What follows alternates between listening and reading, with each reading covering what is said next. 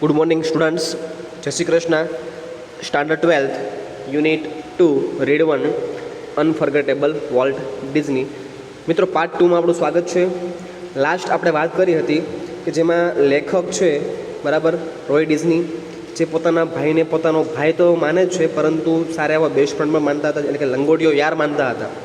આવું એટલા માટે કીધેલું છે કે બંને ભાઈની જોડી છે એ પહેલેથી સાથે હતી, બિઝનેસ લાઈફમાં છે, દોસ્તીમાં પણ સાથે હતા, મતલબ બધી વસ્તુ એકબીજાને શેર કરતા હતા. હવે આગળની સ્ટોરી જોઈએ આપણે.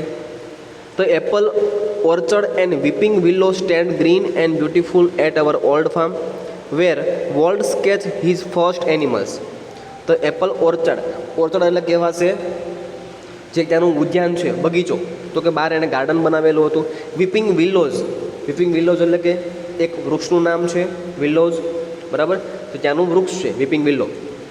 ના લીલાછમ વૃક્ષો, green and beautiful at our old farm, અમારા જે જૂનું જે ફાર્મ હતું ત્યાં સફરજનના અને વીપિંગ વિલોના વૃક્ષો પણ ત્યાં હતા.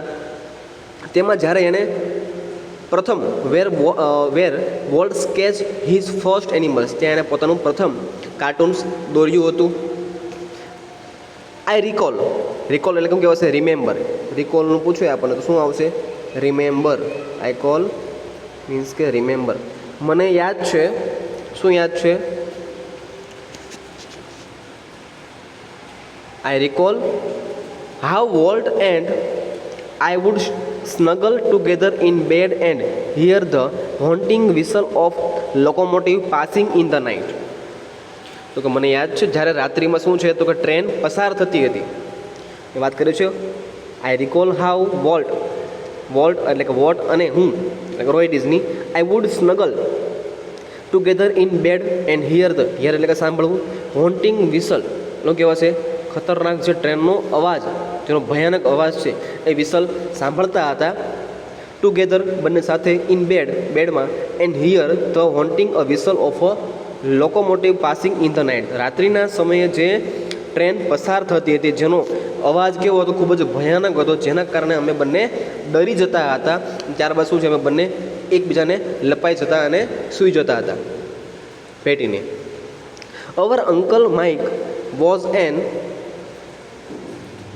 એન્જિનિયર, અમારા કાકા છે એ એન્જિનિયર હતા. And he did blow his whistle one long and two shorts just for us. અમારા કાકા કોણ છે તો કે જે માઇક નામ છે એનું, એ પોતે કેવા હતા? એન્જિનિયર હતા, બરાબર, ટ્રેનમાં એન્જિનિયરિંગનું કામ કરતા હતા. તે ફક્ત અમારા માટે શું કરતા હતા તો કે વિસલ વગાડતા હતા. કઈ રીતે? What blow with whistle, blow એટલે કે વગાડવું, વિસલ એટલે સિસોટી, વન લોંગ એક લાંબી, એન્ડ ટુ શોર્ટ્સ અને બે નાની વિસલ વગાડતા હતા. જસ્ટ ફોર અસ એટલે કે અમારા માટે સ્પેશિયલી વગાડતા હતા. Walt never lost his love for trends. વોલ્ટને ક્યારે પણ ટ્રેન પ્રત્યેનો પ્રેમ ઓછો થયો હતો નહીં. જો કે તમને પણ ખ્યાલ છે કે ડિઝનીલેન્ડનું તમે મૂવી જુઓ તો એમાં ટ્રેનનો તો સીન તો હોય જ છે, બરાબર. જે ડિઝનીલેન્ડ તમને ખબર જ છે આપણને કે જે મોસ્ટ ઓફ બધા મૂવી છે એ ડિઝનીલેન્ડ થ્રુ દ્વારા રેડી કરવામાં આવે છે અને પ્રકાશિત કરવામાં આવે છે. યર લેટર, એક વર્ષ પછી, an old fashion train was one of the first attraction at Disneyland. કે ડિઝનીલેન્ડમાં જે જૂની ટ્રેન છે એ સૌથી એટ્રેક્શનનું એટલે કહેવાશે કે આકર્ષણનું કેન્દ્ર બની ગયું હતું. કારણ કે તમે જુઓ કે જૂના મોસ્ટ મૂવીમાં આ ટ્રેન જોવા મળતી હતી, અને ગમે તમે કોઈ એવો જે ટુરિસ્ટ પ્લેસ હોય કે કોઈ જેવો જ્યાં ગ્રીનરી પ્લેસ હોય ત્યાં આવી જૂની વિસલવાળા, બરાબર છે, ટ્રેનના તમને એન્જિન જોવા મળતા હોય. અને અત્યારે શો પીસમાં છે જેમાં પણ આ બધી વસ્તુ જોવા મળે છે. As far back as I can remember volt was a drawing. હું એટલું યાદ કરી શકું છું, આઈ કેન રિમેમ્બર મને યાદ છે કે volt was a drawing. Volt હંમેશા ચિત્ર દોર્યા જ કરતો હતો, એનું લાઈફમાં એણે ડ્રોઈંગ જ કરેલા છે most awfully. The first money he ever made was a nickel for a sketch of neighbour's horse. પહેલી વાર એણે પૈસા જ્યારે કમાયા હતા, he ever made was a nickel એટલે ત્યાંનું જે નિકલ એટલે કહેવાય છે ત્યાંનું જે કરન્સી છે, બરાબર. એક નિકલ એટલે 5 સેન્ટ થાય, 5 સેન્ટ, બરાબર. પેલા મેળવ્યા હતા તો કે પડોશીનો જે ઘોડો છે એનું ચિત્ર બનાવીને જ્યારે એણે પહેલી વાર અર્નિંગ કરી હતી, પહેલી વાર તે કમાયા હતા. He studied cartooning in Chicago and then started a little animated cartoon company in Kansas City that from. He studied, તેઓ ભણ્યા હતા. કાર્ટૂનિંગ ઇન ચિકાગો, ચિકાગોમાં કાર્ટૂનિંગ વિશે અભ્યાસ કર્યો હતો. અને ધેન પછી studied cartooning in Chicago and then started a little animated cartoon company in Kansas City. ત્યારબાદ કાન્સાસ સિટીમાં એણે નાની એવી કાર્ટૂનની કંપનીની શરૂઆત કરી હતી. ધેટ ફ્લોપ, જે નિષ્ફળ ગઈ હતી. કારણ કે ફર્સ્ટ સ્ટાર્ટઅપ હોય ક્યારે સક્સેસ થાય નહીં, પણ એને હાર માની નહીં. એવો સ્ટ્રગલિંગ કરતા જ રહે, આગળ ને આગળ વિચારતા જ ગયા હતા. I was in Los Angeles when Walt ધસ 21. જ્યારે હું લોસ એન્જલિસમાં હતો, વેન વોઝ ધસ 21, ત્યારે જે વોલ્ટ છે એ માત્ર 21 વર્ષના હતા. Decided to try his luck in Hollywood. ત્યારે શું વિચાર્યું કે હાલો હું હોલીવુડમાં આગળ જવાનો પ્રયત્ન કરું, કદાચ મને ચાન્સ લાગી જાય. I met him at the station. હું એને સ્ટેશન પર મળ્યો હતો. He was carrying a cheap suitcase that contain all of his belonging. ત્યારે તેમની પાસે દરેક જરૂરી વસ્તુઓ આવી ગઈ હતી. અને એ સમયે શું છે ભાઈ, ચીપ સુટકેસ એટલે કેવી હતી? સુટકેસ એકદમ સસ્તી મામૂલી હતી, પરંતુ અંદર બધી વસ્તુ જોતી હતી એ બધી વસ્તુઓ એની પાસે અવેલેબલ હતી. કારણ કે તે બધી વસ્તુનું કરતા હતા, ખરીદતા હતા જે વસ્તુ એના માટે રિક્વાયરમેન્ટ્સ હતી. We borrow $500 from an uncle and Walt started a cartoon series called Alice in Cartoonland.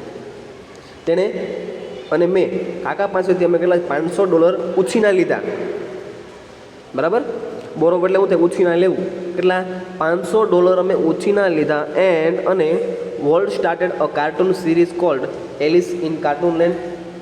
કાર્ટૂનલેન્ડમાં અમે કાર્ટૂન એક શ્રેણી છે, એટલે કે એક સિરીઝ છે, વોલ્ટે કાર્ટૂનની શ્રેણી એક ચાલુ કરી હતી. ઇટ વોઝ ટફ ગોઈંગ, જે ખૂબ જ મુશ્કેલ કામ હતું અને જે લાગતું હતું કે કદાચ સફળ થવામાં કેવો છે, કપરો સમય છે, કદાચ અનસક્સેસફુલ પણ થઈ શકીએ છીએ. Walt did all the animation and I crank the old fashion camera.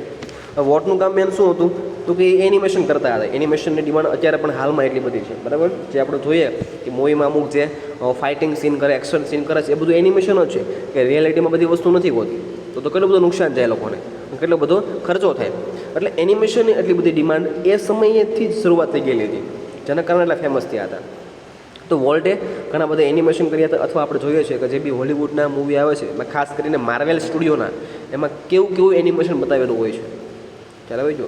અથવા ફાસ્ટ એન્ડ ફ્યુરિયસની આપણે સિરીઝ જોઈ લઈએ, બધું એનિમેશન જ છે. કે રિયાલિટીમાં કે ગાડી ઉડતા ના હોય, કોઈક એવા સીન જે ઇઝી સીન હશે એમાં તે ગાડીનો ખર્ચો કરતા, નકર તો મોંઘું પડે ને એને બી. તો વોલ્ટે ઘણા બધા શું છે એનિમેશન કર્યા હતા. I crank the old fashion camera. અને શું છે, મારી પાસે એક જૂનો કેમેરો હતો, તેનાથી તેઓ ફોટા પાડ્યા કરતા. ક્રેન્ક એટલે શું થાય? ફોટા પાડવા. તો Alice cartoon did not make much of a splash.